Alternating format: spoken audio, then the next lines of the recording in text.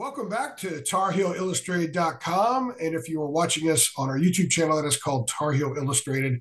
I'm THI publisher Andrew Jones, and joining me is our director of football recruiting and jack of all trades. She's also a football analyst, Miss Deana King, and Brandon Peay, who is also a jack of all trades. You've seen him a lot more on our videos recently, 3 things after basketball games. Brandon has covered almost every football game in person this year. So he is knee deep in Carolina football. And that is the topic today.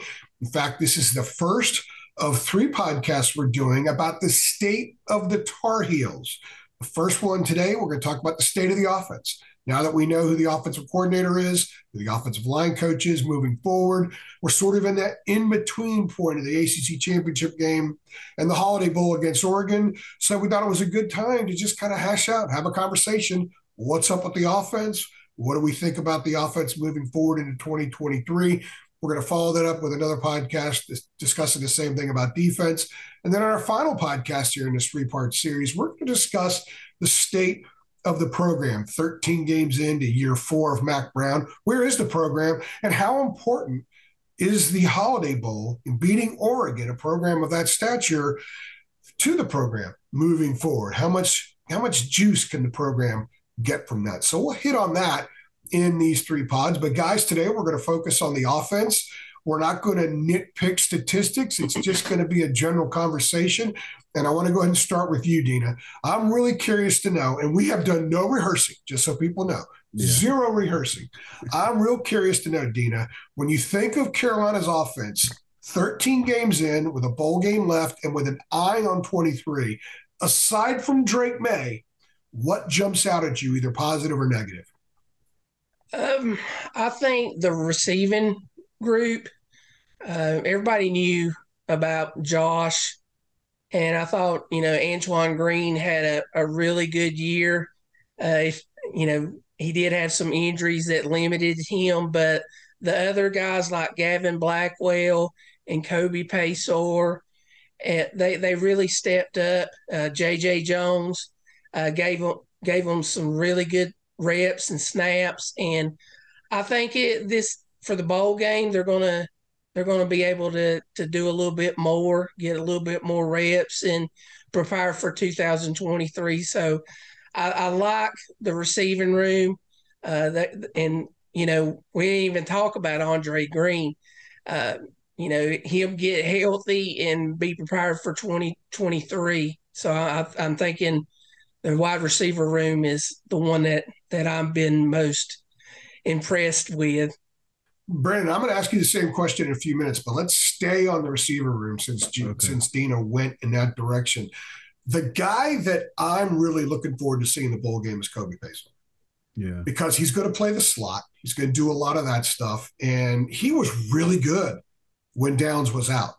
And I think this bowl game, even though he's had more reps than Downs did his freshman year at this point, I think the bowl game is an opportunity for him to springboard into next season the way Josh Downs used the Orange Bowl. He scored 2 touchdowns in that game and had the always memorable "Gig 'em down" sign in the end zone to the Texas A&M fans. Brandon, when you think of the receiver room, is it Kobe Paysor that you're excited about, or is there somebody else you're really looking forward to seeing in the bowl game? And then maybe if there's somebody different looking ahead to 23. So I'm actually really curious about how UNC will utilize its receivers, because they do have a lot of young guys who haven't gotten a lot of reps throughout the years. But usually in bowl games, that's when you see those guys. They kind of come out, mostly out of necessity. They usually come out and they get their chance. So I was thinking about Tyshawn Chapman, and I was thinking about Andre Green Jr. I think those guys might get an opportunity. I don't know. I have no information about this, but I think they might get an opportunity to show what they can do. And I think just the talent level in that room altogether, I think they'll be fine without Josh Downs. They were fine without Josh Downs before. I don't know this. I'm sorry to put you on the spot, but has there been any clarification about Antoine Green? Is he playing in this? Yeah, so everything as far as I know, he's playing, yes. Okay. Yeah, so I'm really interested to see how that group meshes together, without Josh Downs. I think this will be the first time they have Antoine Green without Josh Downs. And when they didn't have both of them in there together, the group kind of struggled. So I'm actually interested to see how it is with Antoine Green, but without Josh Downs. Can they still consistently create the separation that they did? But it'll be I think I think Tyshawn Chapman and Andre Green Jr. have a lot to show. They can really springboard themselves into the 2023 season. Keep in mind when Josh and Antoine were out, they were spreading the ball all over the place. Yeah, that's and true. then they didn't spread it as much when they came back. They became so reliant on Josh, and I think at times that's why they had some issues. Because, and I know that teams were dropping 8, and as Drake said, they drop 8. We have 4 go out. You guys do the math, but I do think that opposing defenses knew that there was just a massive laser on Josh for the offense. So there was for the defense as well. Brandon, let me stay with you for a quick second. You and I have been on the field a lot during warmups. Yeah. And we have both walked by. I think we did it together one time. I know I did it with Brett when I was with Brett Friedlander before the championship game. And Andre Green's down there. And he walks by in uniform. You're like, wow. Yeah. This guy's going to take the top off the defenses. Look at his size. He's that prototype, the kind that you've been talking about for years, Deana, that this program needs and that the elite programs have. I wouldn't take stock if I was a Carolina fan in the fact he hadn't gotten on the field yet. He was dealing with back issues earlier in the year, and it just wasn't time. But I wouldn't be surprised if maybe he got on the field a little bit in this bowl game. This is an extra spring. They're practicing 11 times in preparation for the bowl game. So that's kind of an extra spring for a guy like that. So if he doesn't play in the bowl game, he's going to be there in uniform for sure. And obviously he'll play next year. I would love to see him get some reps in the bowl game. I think a lot of fans would be in that boat as well. And like Brandon said, Tyshawn Chapman, he's got a lot of playmaking ability too. So, it's a bowl game and they're playing for the win and pride and everything, but it's a chance for those guys to show, kind of like what Josh did when Josh had that big game against Texas A&M. Everybody was like, oh boy, So I'm looking forward to seeing what happens. So Brandon, same question I led with Deana. Aside from Drake, what pops to you about the offense right now? Well, I'm gonna go with the running back room. I think the running back room. I'm actually really curious about this because they get 11 practices, right, between their last game and the 8 in Chapel. They started Saturday, the 10th was their first practice, and they get 8 in Chapel Hill, and they're going to have 3 in San Diego. They fly to San Diego on the 23rd. They're going to practice 24th, 25th, 26th, 27th will be sort of walkthrough type stuff, and there's a lot of obligations. And then, of course, the game is the 28th. Yeah, so I think that many practices in a row is a lot of time for some young guys to develop. And I think, Omari and Hampton, it's kind of the same what I said about the wide receiver room. Omari and Hampton and George Pettaway, those guys kind of getting all those reps and those practices. It's kind of like another spring training. I guess they can call it a winter training. And, those guys just getting all those reps. And I think those guys are really going to – I'm thinking they're going to make somewhat of an off-season jump during this little break. And I think that can really help the UNC's offense because we've noted it so many times this year of how many times they couldn't just get the running game going, and then they end up in these third and hope situations where they just hope the quarterback can make a good play. So I think if they can run the ball consistently, they can keep themselves out of those situations. Generally speaking, there's always going to be a couple guys that step up and play a lot, do well in a bowl game that weren't so much on the radar earlier, as we noted about Josh Downs. I would say that typically that might be the case here, where I can see this being a game where Omarion gets a lot of reps because they want to give them a lot before they go into the offseason. But guys, I think that this is a really important game that this program needs to win. They've lost 3 in a row. They've been on the cusp of a 10th win for the 10th time in school history for a while, and it's not there. And to miss – going into the offseason with 4 straight losses, man, that's a negative stench. Yeah. And you can't get rid of that until the next year. Winning a 10th game, beating Oregon on the West Coast, that doesn't eliminate what's happened the last 3 games, but it washes a lot of it away. I actually think they're going to go with the regulars as much as possible. They're going to treat this like they treated the NC State game. They're going to treat this like they went into the Clemson game. So I'm not sure some of these guys are going to play as much as we would like to see them just because of the curiosity factor. Yeah. And because of that, we might not see a lot of Omar. And it might be Elijah with 70 snaps, 60 snaps, and they're going to roll with their best. What do you guys think about that? Deana, go with you first. Yeah, because like you said, 10 wins is a very successful season.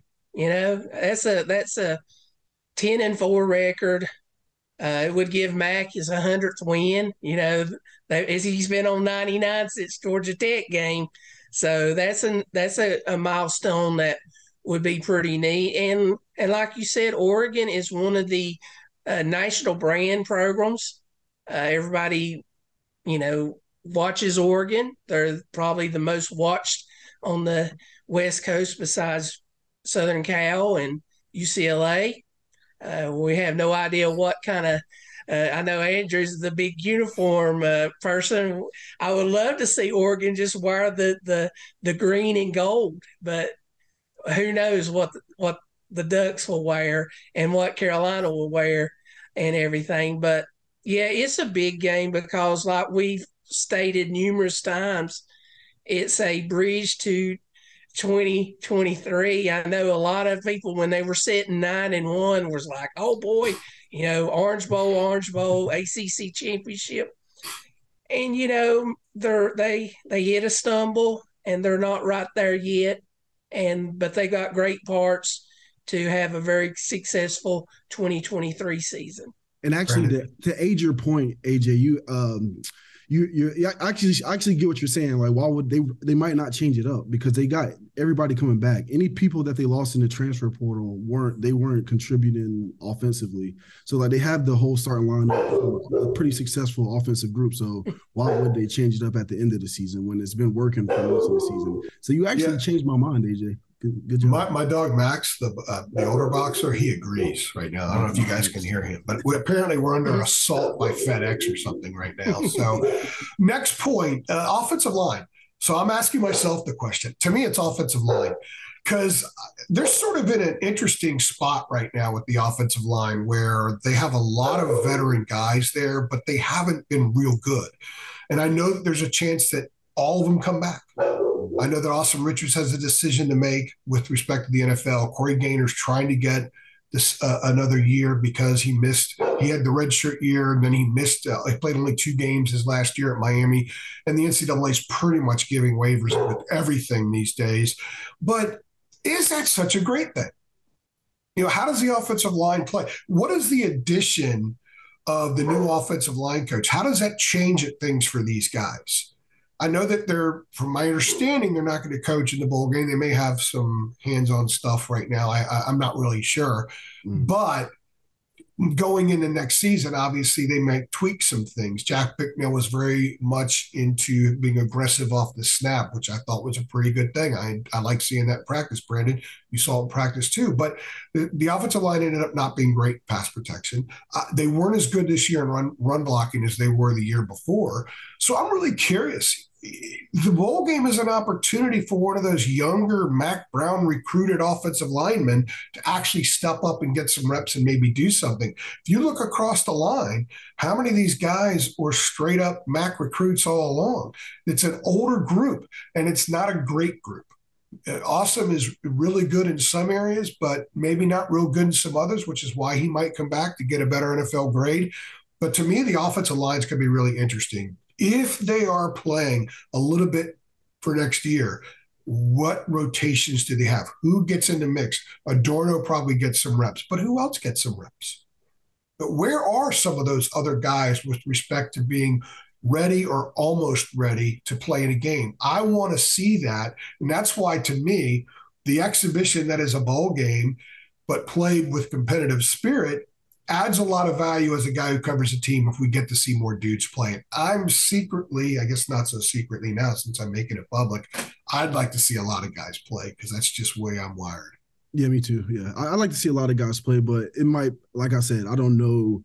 You changed my mind. I don't know if they're going to switch things up because it's you don't want the offensive line is something that you don't really want to tinker with at this point of the season. So I think this is a situation where if you're a UNC fan, you truly have to trust the evaluations of the coach. So if the coaches decide to put the same starting five out there that they in the bowl game that they have the whole season, there's for a reason. And if all five of those guys decide to come back and the coaches accept them back, it's for a reason. So I think it's one of those examples of you just have to trust what the new offensive line coach comes in. He's going to watch the tape. He's going to watch the film. If he decides, oh, I can do something with these guys, if they all come back, I think the fans should look at that as a positive and as opposed to a negative. Well, he took the job knowing that too, because there is talent there. But my point more isn't play Eli Sutton 80 snaps. It's more give some different guys a full series on the field with the other guys. Because the value in the full series, not just 2 or 3 snaps, it's the full series. As a former offensive lineman, Brandon, you understand this. There is so much value in being on the field and getting just a few reps even, because they're going into the offseason. So if you're looking at getting the Suttons and the Pounds and the Rices and those guys ready where they can contribute next year, if they can just get a series or 2 on film and against a really talented athletic team like Oregon and that kind of a stage, there's so much value to that. The other positions guys get on the field, they've played. Offensive line's different because they don't sub much. They told us 1,000 times in August, oh, we can go 8-9, maybe 10 deep, but they didn't. And they played games in the heat, and they still stuck those guys out there all the time. And they didn't really rotate too much. And it tells me either there's no trust in the dudes behind them, or Bicknell was just so hell-bent on not making changes. Stick with those guys and ride them as much as you possibly can. I personally think, like I said a few minutes ago, I think they're approaching this game to win this game. This is an important game for the program. However, if we can get a couple of series for Pounds, a couple for Sutton, we would all love to see Zach Rice out there just to see what he looks like for a couple of series. Play the full series out. I think that would make this game a lot more interesting, and I think it would make the offseason a lot more interesting. But they're not worried about what makes things interesting for us. We know that for a fact. Carolina does a great job of helping us and giving us a lot of access. But I can tell you right now, Jeremy Sharp and Mac Brown aren't sitting here saying, what can we do to make things more interesting for AJ, Deana, and Brandon? I don't think that's come up in any of the meetings over there in the KFC. Well, those guys, I mean, I did the snap counts and, 800 and 900 snaps for the whole season. But I think – Jonathan Ordorno, he's probably the top one to get into a game. Yeah. And, it's not like we're saying, all right, we'll put Blue Steel out there, put all 5 new linemen out there and let Drake have a series. No. They could work Adorno in a series or 2 and Zach a series or 2, yeah. I mean, just to get them some – like you said, Andrew, some tape, that word tape, somebody gave you some flack the other day about taping a show, what's the technical term now, get some footage of Zach going against Oregon and Adorno going against Oregon. So, yeah, I can see it working both ways. Yeah, definitely want to win the game, but you want to get some other guys, maybe some reps in there, depending on the situation of the game. I was channeling my radio days. I agree with that. I agree with that take in theory. I just don't think we just watch a lot of football, and I just rarely see offensive linemen sub in and out. It's usually like a iron. It's a series when they do. If they do it, it's for a series here and there. Yeah. It's usually like a 6. Yeah. I feel like often, the coaches are really paranoid about, they don't. Well, when you have a franchise quarterback back there, that you got to protect, your best player, and the linemen always, for some reason, they're always blamed, for a sack, even though it might be the tight end's fault, it may be the back's fault. We've seen that plenty at times, with this football team over the past few years. So, but I think we just have a lot of questions. just so people understand, I'm not talking straight across the board. I'm talking one at a time, obviously. Yeah, Let's talk that's about what I Drake. was meaning. And I'm sorry I used the basketball reference of Blue Steel, No, but I didn't know how to get my point across, You're going to get heat for that because people, it's basketball talk again. Let's talk about Drake.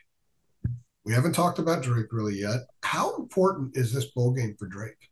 And before that, were you guys surprised he fell at a 10th?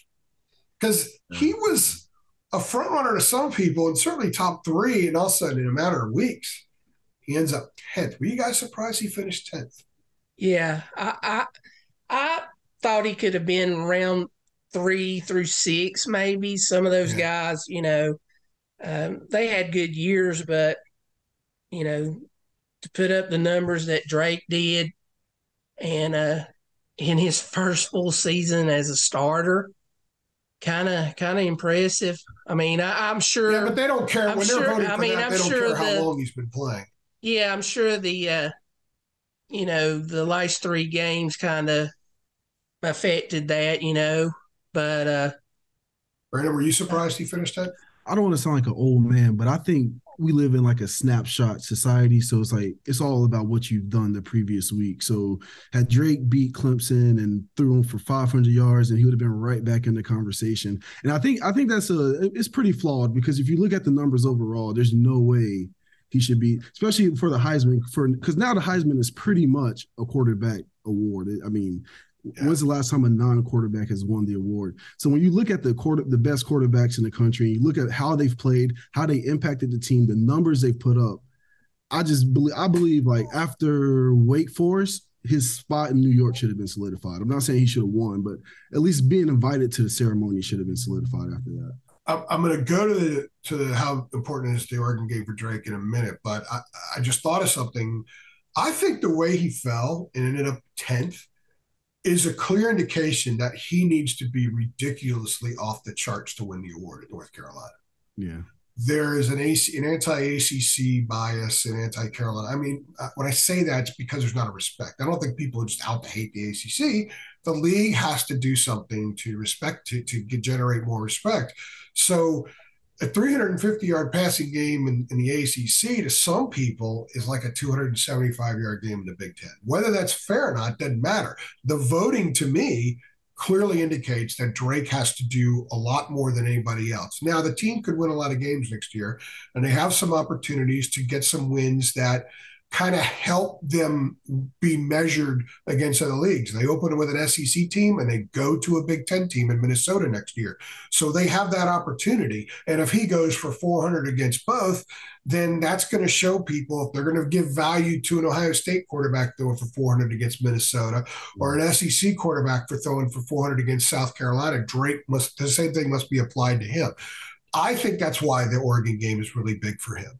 If he goes in there and performs like he did up to the Georgia Tech game, then I think that can launch him. If he starts high next year, as long as the numbers are there and there's not a lot to pick at, he's going to stay high the entire year, especially if the team can win a lot of games. And I think they have a chance to win a lot of games next year. And it's a section of the country that probably really don't know Drake May. The Southeast, they know Drake May, but the West Coast, I mean, I doubt many of them stayed up or, watched any North Carolina games. So they will play in a team like Oregon. So it's a good chance for Drake to enhance his brand and everything. And the game is on Fox. So it's on national network TV on Fox. So a lot of households will get it. It's not just one of those games on ESPN on a Wednesday night where people either stumble on it or they don't. It's on Fox. It's knocking out whatever their regular programming is that night. And there's going to be Drake against a team people watch. So it is an opportunity for him, I think, to have a huge performance and really launch himself into 2023. And the more he's launched on a pedestal, I think the better for the program, obviously. Yeah, for sure. And Oregon's a ranked team. They're 15th, right? Yeah. I mean, and I've seen things on Twitter that this is a really anticipated matchup. It's a kind of unique matchup. And, I don't has the two teams ever played, and Now, so Oregon and Virginia played a home and home about 8-9 years ago. And it was unfortunate when Virginia was really down during that period. But the Ducks don't play teams this part of the country very often. They went to Ohio State a couple years ago. They played Georgia and Atlanta this year and got hammered. But I think it's a great – Carolina they've never played Oregon. I don't think they've ever played Oregon State either in football. So that would be pretty interesting. And this is only going to be their 5th game ever in the state of California.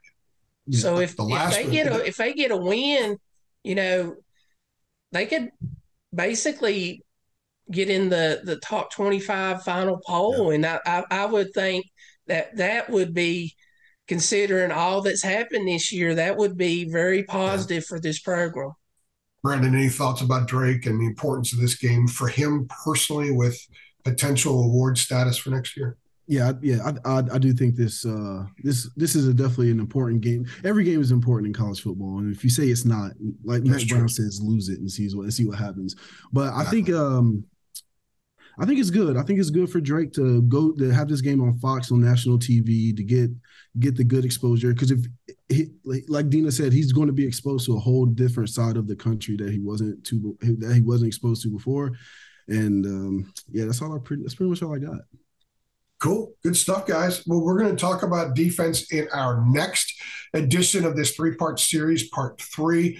We're going to do the state of the program, and Brandon has something else to add. I got one more thing to say. Yeah. I do think this game is good for the offense as a whole. I think this game is going to be good for them because I think towards the end of conference season, teams started figuring them out offensively, like how to slow them down. So I think a new defense that's not really experienced with them, new coordinator, they might tweak some things. So I think this game overall will be good for UNC. Well, for the record, Lonnie Galloway is calling plays in the bowl game, and he has quite a bit of experience. He was with Dana Holgorsen at West Virginia, Bobby Petrino at Louisville. So he was with Jim Brobe at Wake Forest before. He's been exposed to some fantastic offensive minds with a variety of styles, which I think is really important. And by the way, he just got a promotion to passing game coordinator, which he has held in the past before at previous posts. So I think it's going to be interesting to see when they get in the red zone what they call.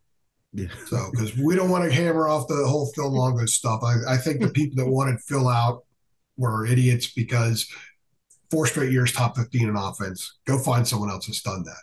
However, I do understand some of the questions that people had. I know the Ole Miss fans were really excited every time Carolina got into a red zone and didn't score because they told everybody when he came to Carolina, well, he's not going to be able to score in the red zone. Well, they did pretty well in a lot of ways, just faltered here at the end. So it's going to be really interesting to see if there are any differences when they get into the red zone in the bowl game. Guys, great stuff. Always enjoy it.